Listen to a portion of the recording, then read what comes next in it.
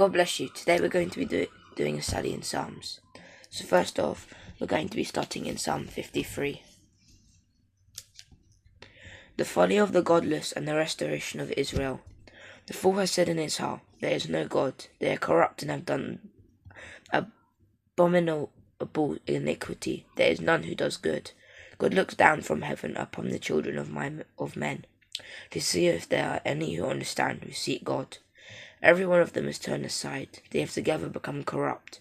There is none who does good. No, not one. Have the workers of iniquity no knowledge, who eat up my people as they eat bread, and do not call upon God? There they are in great fear, where no fear was, for God has scattered the bones of him who encamps against you. You have put them to shame, because God has despised them. Over the salvation of Israel would come out of Zion. When God brings When God brings back the captivity of his people, let Jacob rejoice and Israel be glad.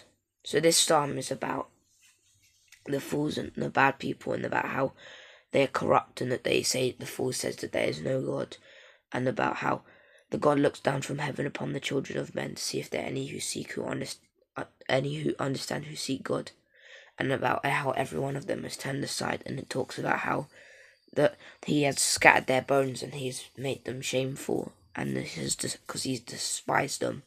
And then it talks about Israel, and says the salvation of Israel, and that hope it would come out of Zion, because it says that when God brings back the captivity of his people, let Jacob rejoice and Israel be glad. So that was Psalm 53, and now we're going to go to Psalm 54, which is right. Answered prayer for deliverance from adversaries.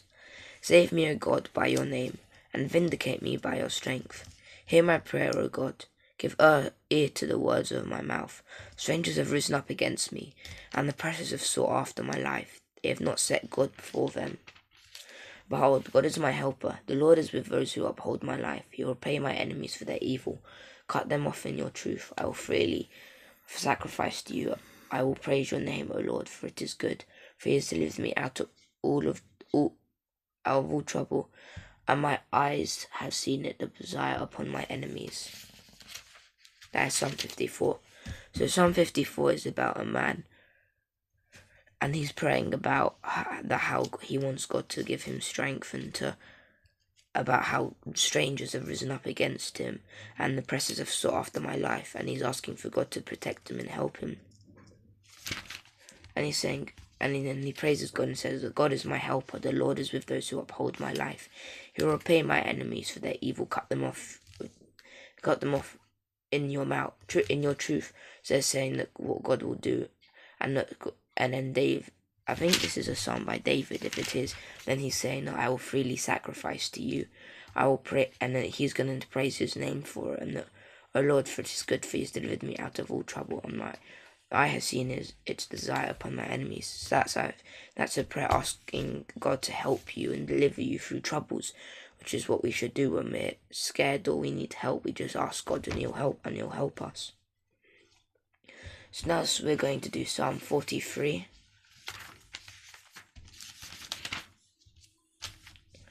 Prayer to God in time of trouble.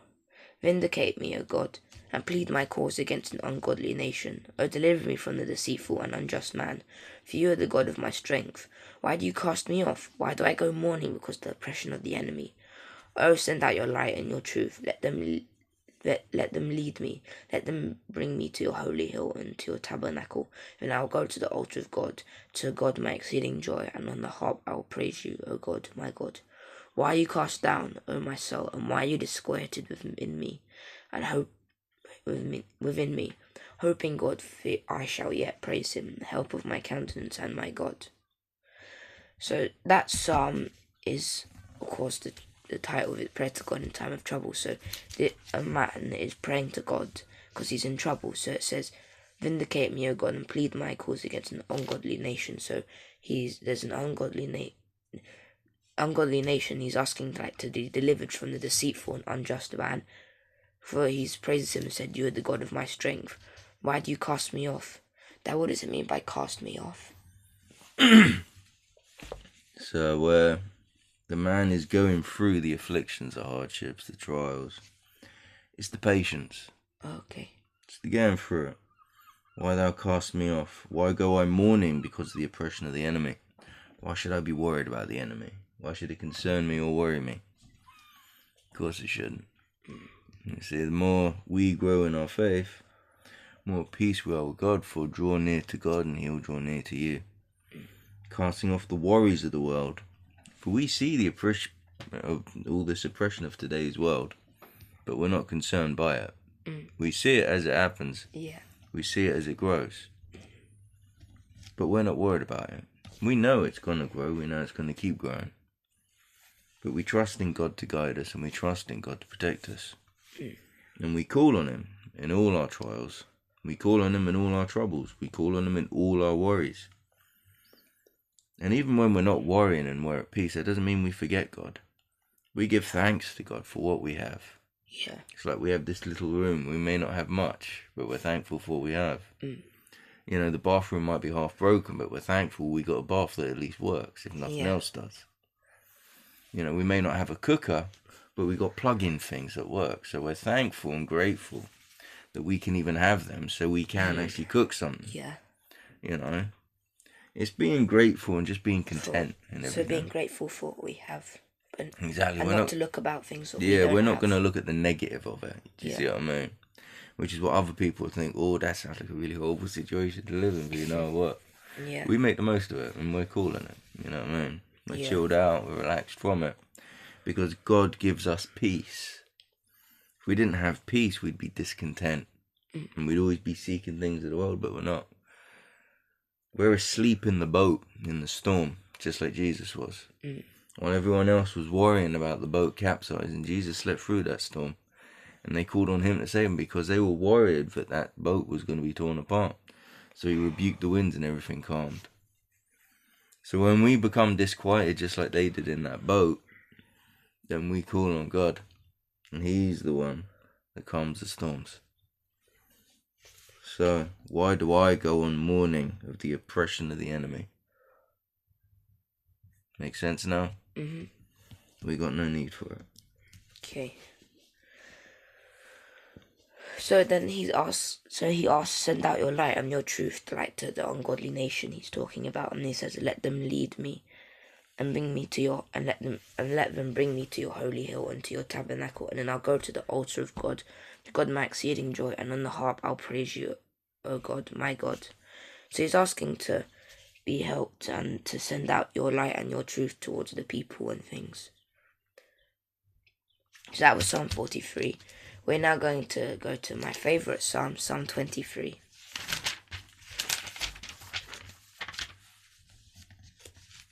Here we are. So this is a Psalm of David, the Lord the shepherd of His people. The Lord is my shepherd; I shall not want. He makes me to lie down in green pastures. He leads me beside the still waters. He restores my soul. He leads me in the paths of righteousness, for His name's sake. Even I walk through the valley of the shadow of death, I will fear no evil. For you are with me, your rod and your staff, they comfort me. You prepare a table for me in the presence of my enemies. You anoint my head with oil, my cup runs over. Surely goodness and mercy shall follow me all the days of my life, and I will dwell in the house of the Lord forever. So this is referring to David as a sheep and God as the shepherd.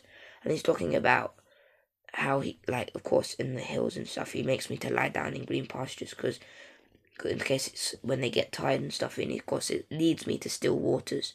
So if you refer as a person, He leads, He brings you through and helps you. And it says He leads me in the paths of righteousness for His name's sake. Either I walk through the valley of the shadow of death, I will fear no evil. So when he's walking through of course, the shadow of death, or in trouble, he fears no evil, for God is with him. And it says, for you are with me, for your rod and staff, they comfort me. You prepare a table before me in the presence of my enemies. So he doesn't fear his enemies, for God is with him again. You anoint my head with oil, my cup runs over. Surely goodness and mercy shall follow me. All the days of my life I will dwell in the house of the Lord. So, of course, God has helped them, so he will dwell in the house of the Lord. And, of course, when we shall fear no evil, because God is always with us, so we shouldn't be scared. Of course, in times coming up when we will face hardship and things like that, God is with us and he'll help us prevail. So you need to persevere through God. So now we're on to our last psalm, which is Psalm 91.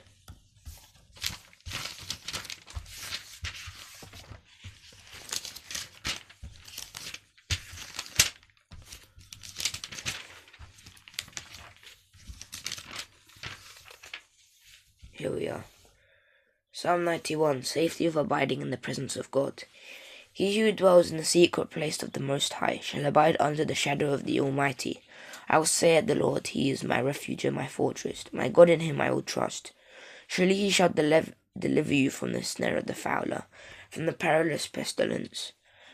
He shall cover you with his feathers, and under his wings you shall take refuge.